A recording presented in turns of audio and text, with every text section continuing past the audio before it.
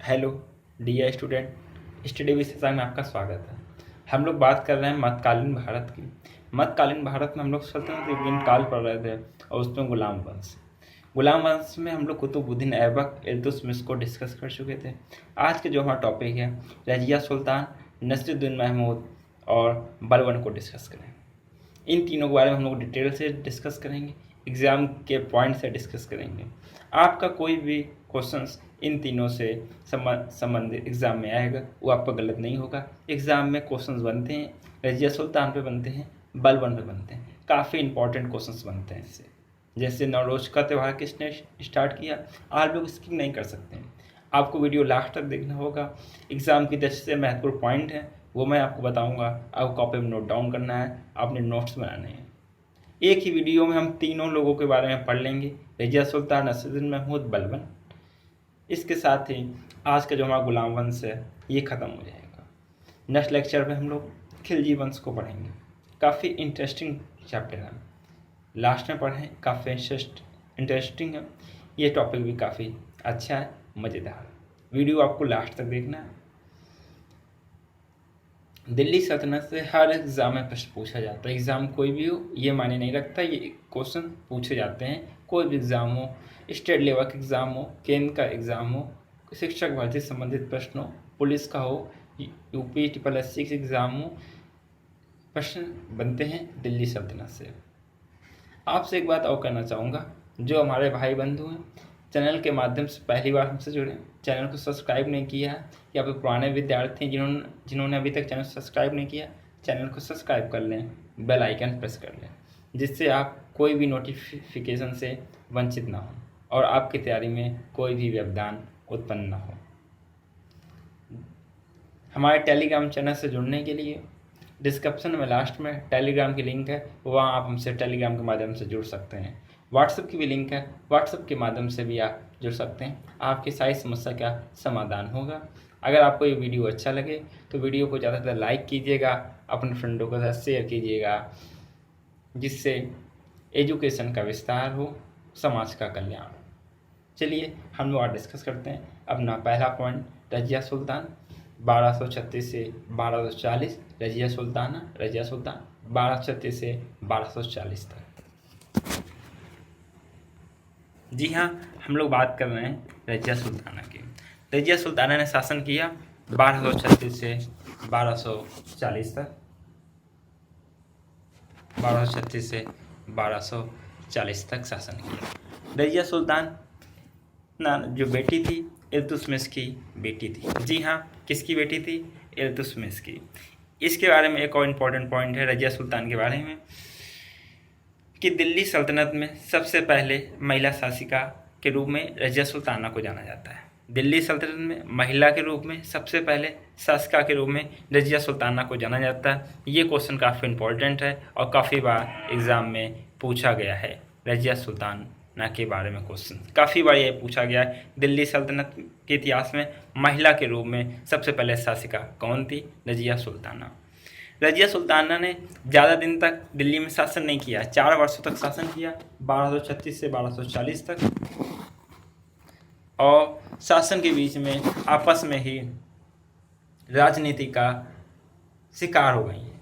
इनके जो मंत्री लोग थे आपस में लड़ते थे और रजिया सुल्ताना को कई बार दिल्ली छोड़कर भी जाना पड़ा।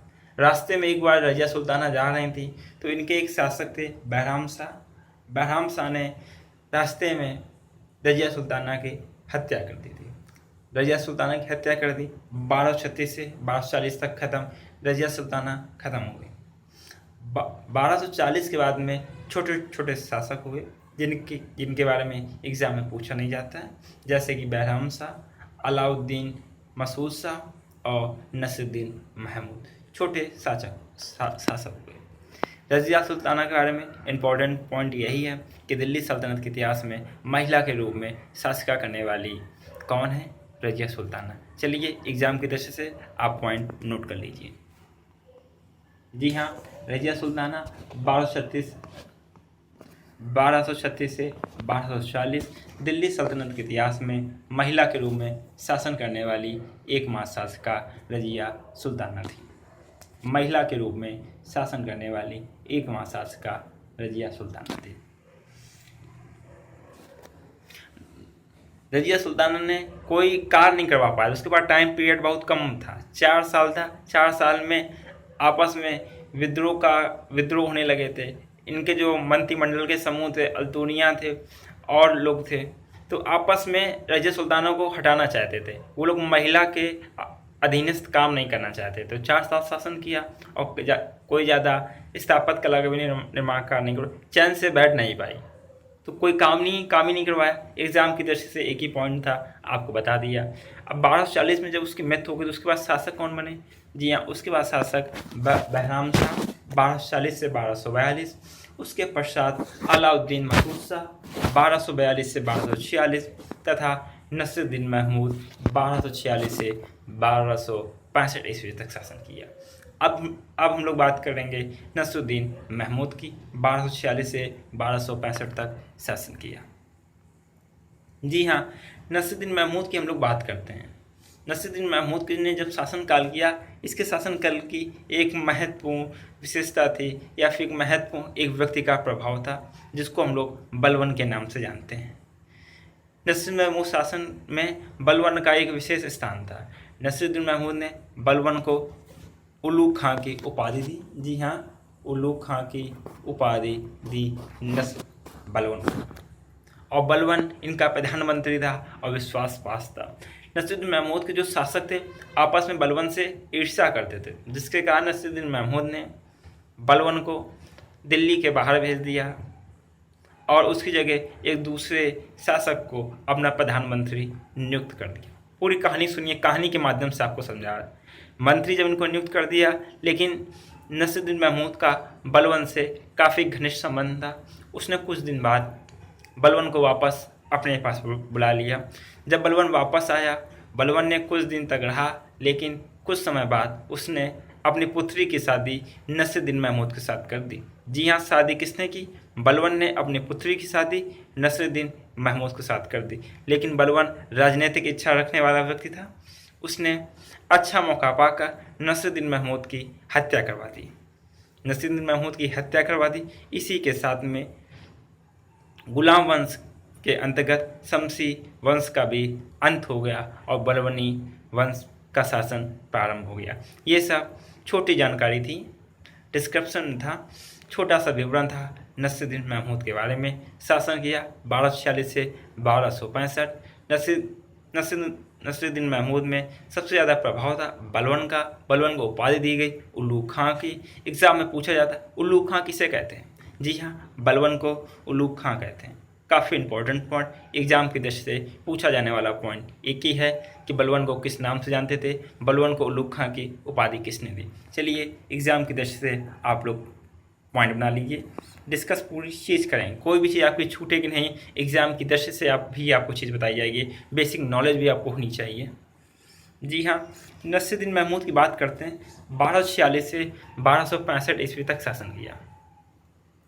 इसके शासनकाल की एक महत्वपूर्ण विशेषता थी कि बलवन का दिल्ली सल्तनत में बढ़ता हुआ प्रभाव। बलवन का दिल्ली सल्तनत प्रभाव बढ़ गया था। नसीरुद्दीन महमूद ने 1249 में बलवन को उल्लू खां की उपाधि प्रदान की। जी हाँ, 1249 ईस्वी में बलवन को उल्लू खां की उपाधि प्रदान की। सुल्तान से बढ़ती निकटता को देखकर दरबार के अन्य अमीर ईर्ष्या प्रकट करने लगे और उसने षड्यंत्र कर बलवन को कुछ समय के लिए फांसी नामक स्थान पर भिजवा दिया या फिर दिल्ली से बाहर भिजवा दिया बलवन को। इसमें ये बात कही गई है, अपनी लैंग्वेज में बात समझिए। किताबी लैंग्वेज या कोई पॉइंट बना गया उसको ना समझिए। इस लाइन का क्या अर्थ है? बलवन को बाहर भेज दिया गया शासन से, दूसरे आदमी को रख लिया गया। बलवन को कहाँ भेजा गया ये इंपॉर्टेंट है। फांसी नामक स्थान पर बलवन को भेजा गया। उसके स्थान पर बलवन के स्थान पर इमाउद्दीन रेहान को सुल्तान का प्रधानमंत्री नियुक्त किया गया, जो कि इस्लाम धर्म में परिवर्तित एक हिंदू था। इमाउद्दीन रेहान पहले हिंदू था, इस्लाम धर्म कबूल कर लिया था और हिंदू था। बलवन के स्थान पर इमाउद्दीन रेहान को सुल्तान का प्रधानमंत्री नियुक्त किया गया। परंतु परंतु नसीरुद्दीन महमूद अपने आप को बहुत देर तक बलबन से अलग नहीं रख सका और एक बार फिर से उसी दरबार में बुला लिया। घनिष्ठ संबंध थे इसलिए अलग नहीं रख सका और बलबन को दोबारा बुला लिया। इस बार बलबन ने अपनी पुत्री की भी शादी नसीरुद्दीन महमूद के साथ कर दी। इस प्रकार बलबन का दामाद नसीरुद्दीन महमूद हो गया। बाद में जब शादी बलबन ने अपनी पुत्री की कर दी तो उसके बाद क्या घटना घटित हुई। बाद में एक बेहतर मौका देखकर बलबन ने 1265 ईस्वी में नसीरुद्दीन महमूद की हत्या कर स्वयं शासक बन बैठा। कौन शासक बन बैठा? 1265 ईस्वी की घटना है। बलबन ने नसीरुद्दीन महमूद की हत्या कर दी और शासन करने लगा। इस प्रकार दिल्ली सल्तनत में गुलाम वंश के अंतर्गत शमसी वंश का भी अंत हो गया। बलबनी वंश का शासन प्रारंभ हो गया।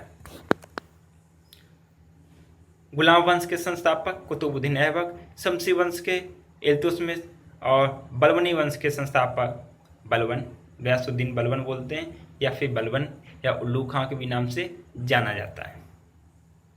अब हम लोग बात करते हैं बलबन की।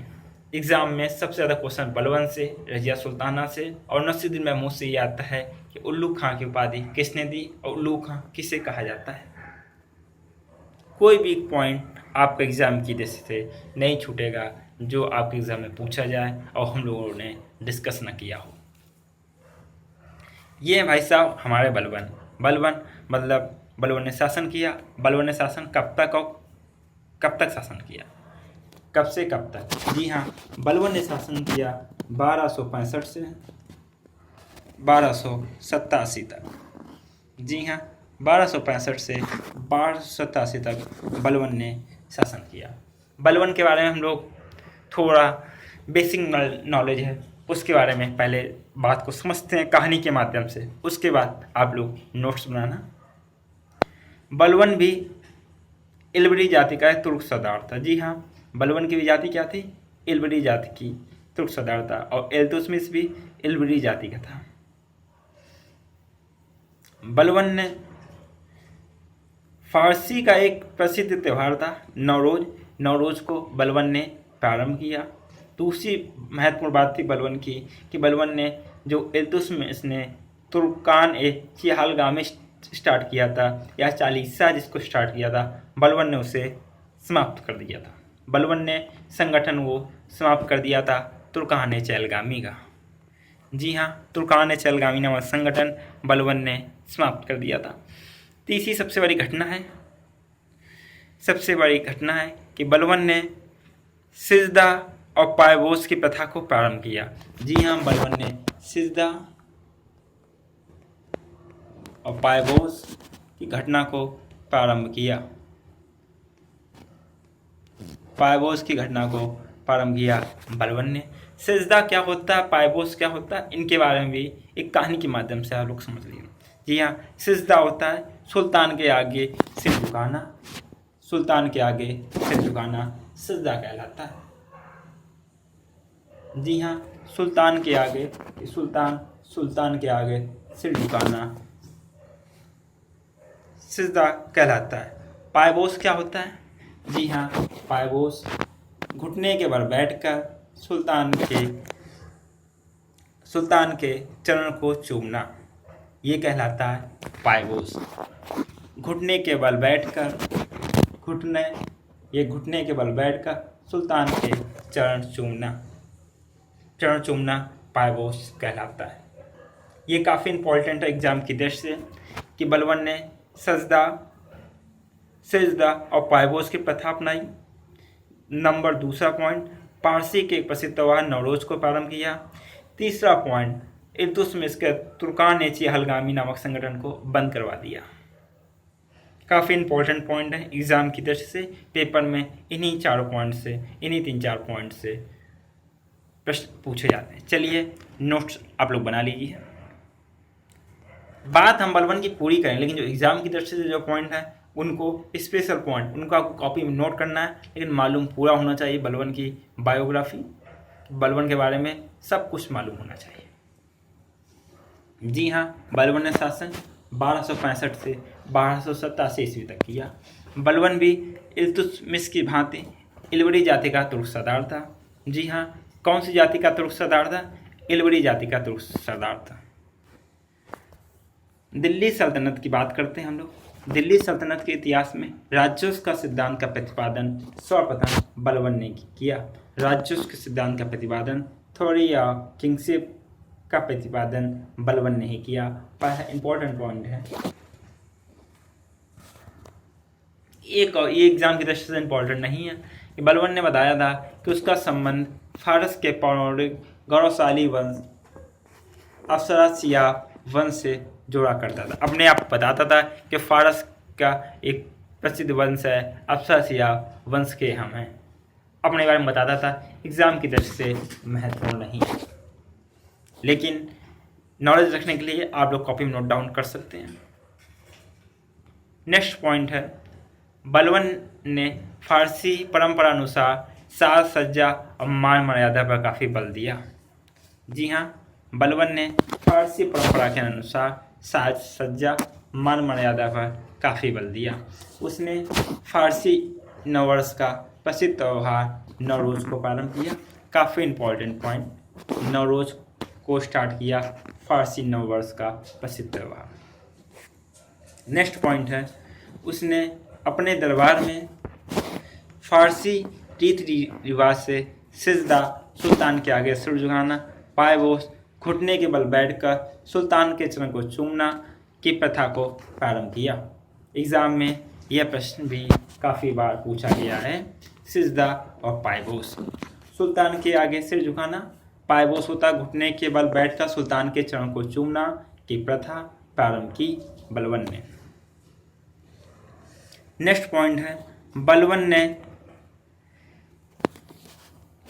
ने इल्तुतमिश कालीन चालीसा को समाप्त कर दिया, जिसको तुर्कान-ए अलगामी के नाम से भी जाना जाता था।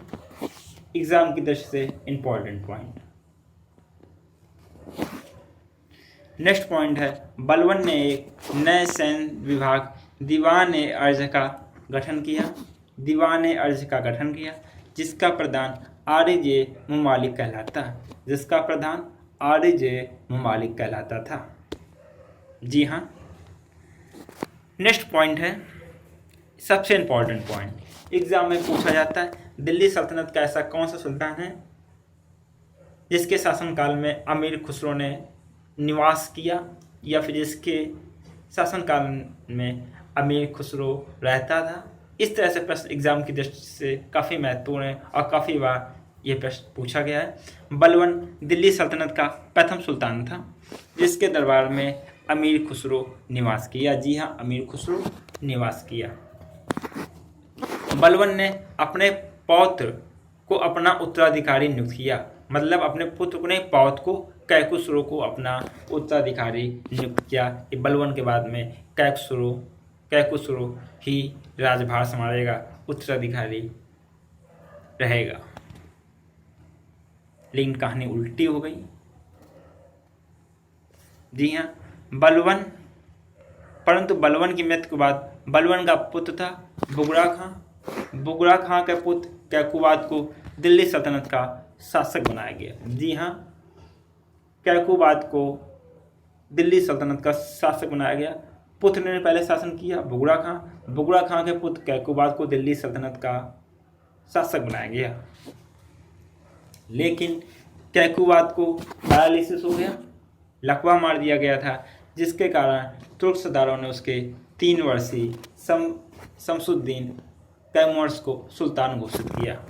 कैकुबाद का जो पुत्र था 3 वर्षीय था, तुर्क सरदार ने उसको सुल्तान घोषित कर दिया। शमसुद्दीन तैमूरस को सुल्तान घोषित किया। एग्जाम में ऐसा पूछा नहीं जाता, ये नॉलेज बेस्ड है कि आपको मालूम होना चाहिए। लेकिन बाद में शमसुद्दीन तैमूरस की हत्या कर जलाउद्दीन फिरोज शाह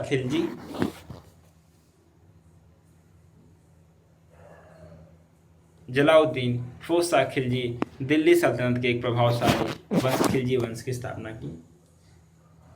हत्या कर दी गई थी जलाउद्दीन फिरोज शाह खिलजी ने तैमूरस की, कैकुबाद का जो पुत्र था। हत्या कर दी थी। इसी के साथ में खिलजी वंश की स्थापना को दिल्ली सल्तनत के इतिहास में खिलजी क्रांति के भी नाम से जाना जाता है।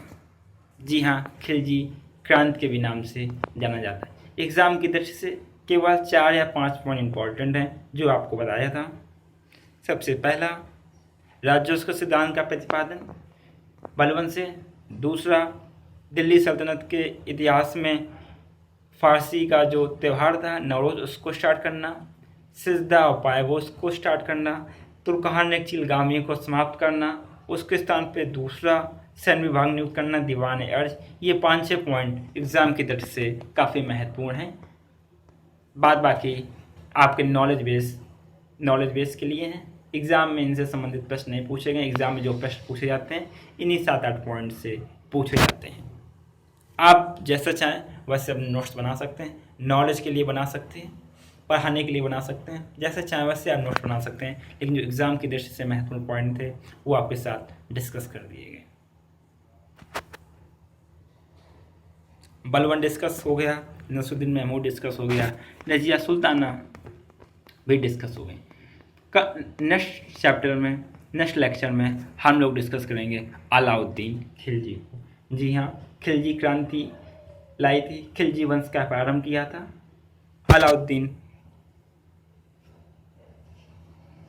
अलाउद्दीन खिलजी के बारे में कल हम लोग पढ़ेंगे। खिलजी वंश की स्थापना के बारे में पढ़ेंगे, किसने खिलजी वंश की स्थापना की। उसके बाद जो महत्वपूर्ण है अलाउद्दीन खिलजी वंश की स्थापना सबको मालूम, जलालुद्दीन फिरोज शाह खिलजी, इसके बारे में पढ़ेंगे। फिर अलाउद्दीन खिलजी के बारे में पढ़ेंगे, बेहद बेहतर तरीके से पढ़ेंगे। आपसे कहना चाहूँगा कि आप लोग डेली प्रैक्टिस जरूर किया करिए। क्वेश्चन लगाया करिए टॉपिक को पढ़ने के बाद में कि क्या हमारे द्वारा पढ़ाया हुआ कोई भी चीज़ ऐसा है या कोई क्वेश्चन है जो आप ना लगा पा रहे हो, कमेंट बॉक्स में बताइए। अगर आपको ये वीडियो अच्छा